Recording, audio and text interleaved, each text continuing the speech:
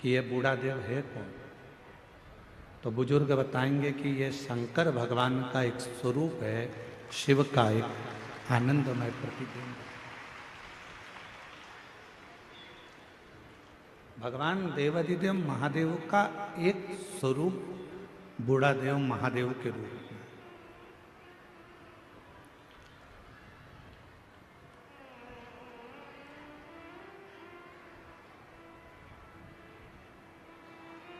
मतलब हमारे पूर्वज,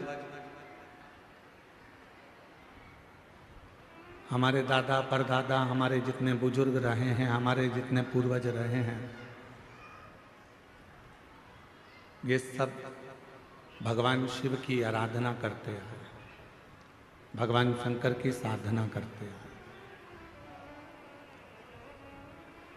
थोड़ा बीच का जो समय ऐसा रहा जिन समय में भगवान शंकर को लोगों ने दूर कर दिया था,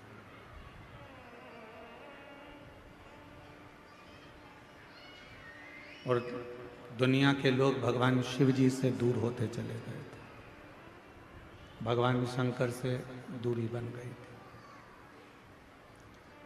पर शिव महापुराण की कथा सुनने के बाद, भगवान शंकर की पवित्र कथा का रसतत्व ग्रहण करने के बाद लोगों को ये समझ में आ गया कि अगर संसार सागर से पार उतरना है और इस संसार सागर से अगर पार लगना है तो भगवान देवाधिदेव महादेव को, बूढ़ा देव को एक लोटा जल चढ़ाना ही पड़ेगा, आराधना करना ही पड़ेगा, पूजन करना पड़ेगा।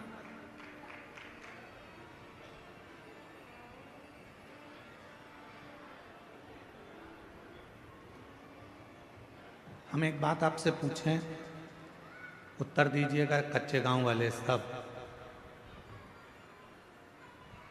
समुद्र, विशाल समुद्र बड़े बड़े जहाज को डुबो देता है, विशाल समुद्र बड़े बड़े महल को डुबो देता है, विशाल समुद्र वृक्ष, रोड, बिल्डिंग जब अपने वाली पे आ जाए तो समुद्र सब डुबो देता।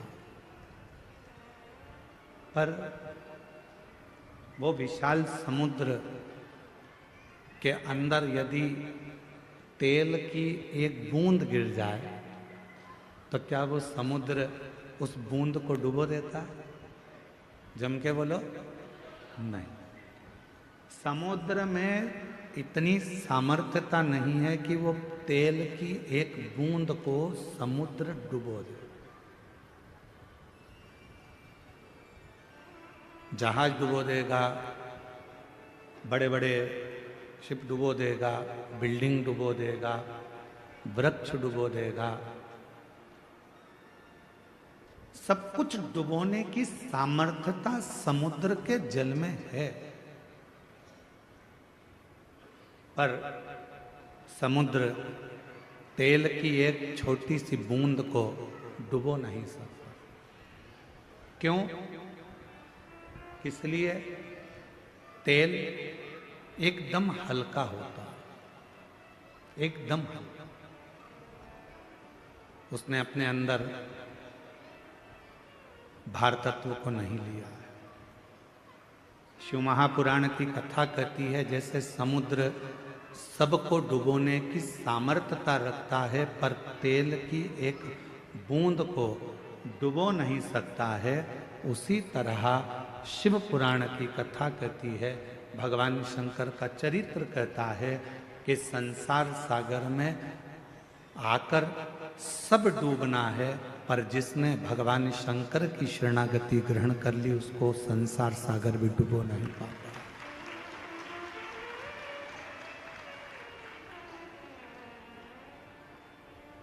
उसको संसार सागर डुबो नहीं सकता।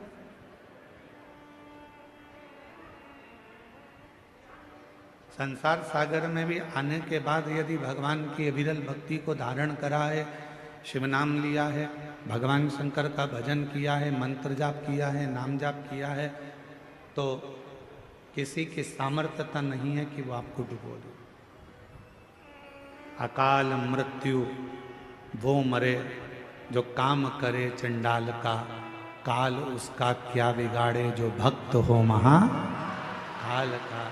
जो शिव का उपासक हो, जो भगवान शंकर की आराधना में डूबा रहता हो, फिर काल उसका कुछ नहीं बिगाड़ सकता।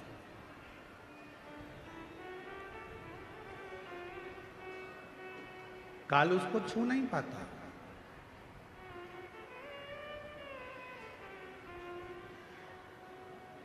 उसको छूना बड़ा कठिन हो जाता है।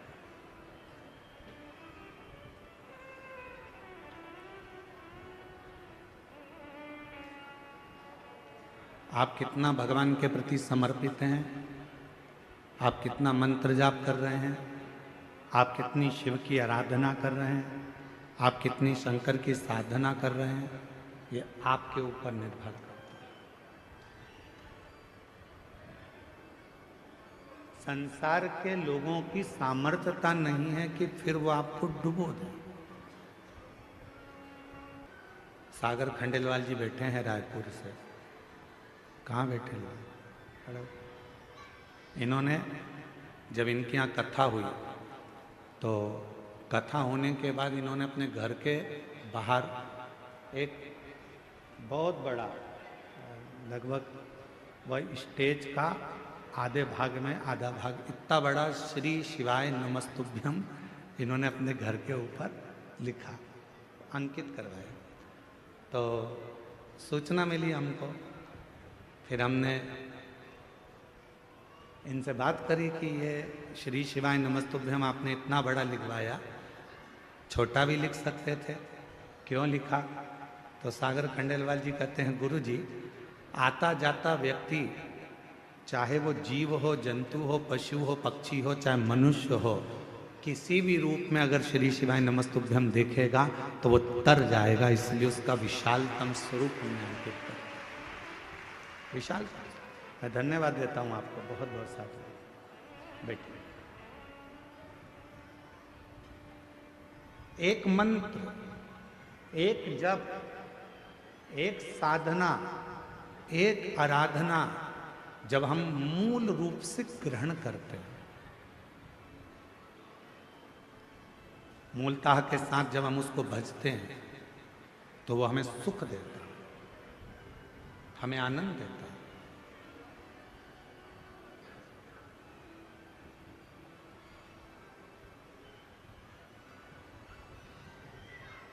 यजमान जितेंद्र जी जायसवाल जी के बड़े छोटे सुपुत्र आर्यन जी से हम बात कर रहे थे। जितेंद्र जी, तो आर्यन से हमने पूछा कि इस क्षेत्र में इतना विशालतम कभी कोई कथा, कोई सत्संग आपके यहाँ हुआ है? तो आर्यन जी बोल रहे थे कि गुरुजी, वो तो बाबा की कृपा है और भोलेनाथ जी ने इस कथा को करवाया, हमको ही नहीं मालूम पड़ रहा कि कैसे कथा चल रही है और कैसे शिव भक्त इसको श्रवण कर। आर्यन, साधुवाद है आपको इस चीज के लिए। तो ये शिव की कृपा के बिना नहीं हो सकता। आप अपन सोचें कि ये अपन कर रहे हैं तो ये नहीं है कि जिंदगी में हम आए हैं और हम जैसा सोचें वैसा ही हो। जरूरी नहीं है कि हम संसार सागर में, देखो भगवान ने आपको और हमको जन्म दे दिया, शरीर कैसा देना था ये उसको मालूम, हमारे पूर्व का कैसा कर्म था उसके अनुसार हमारा शरीर मिला। आपको और हमको जो शरीर मिला ये हमारे पूर्व के कर्म के अनुसार। आप सुंदर बनकर जन्मे, भगवान की कृपा है। आपके हाथ भगवान ने दिए, भगवान की कृपा है। आपके पांव भगवान ने दिए, भगवान की कृपा है। नेत्र दिए, भगवान की कृपा है। जिह्वा दी, वाणी दी, भगवान की कृपा है। श्रवण शक्ति दी, भगवान की कृपा।